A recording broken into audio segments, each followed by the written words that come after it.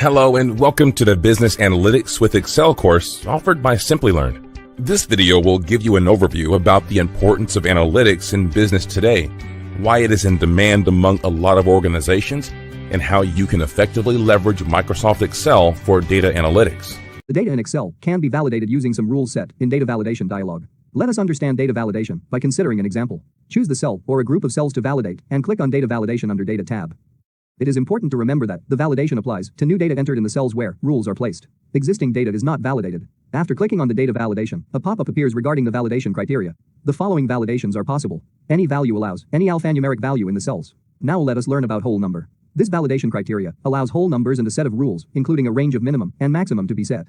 Now let us know about list. List allows only a list of values specified in a range of cells or written manually in the source input box. Now let us learn about date. This validation criteria allows only dates and a set of rules, including a range of minimum and maximum to be set. Let us now learn about time. This validation criteria allows only time values and a set of rules, including a range of minimum and maximum to be set. Let us now learn about text length. In this criteria, only text is permitted within the specified length and a set of rules on the length to be set. Finally, let us know about custom. In this criteria, custom rules on data can be set.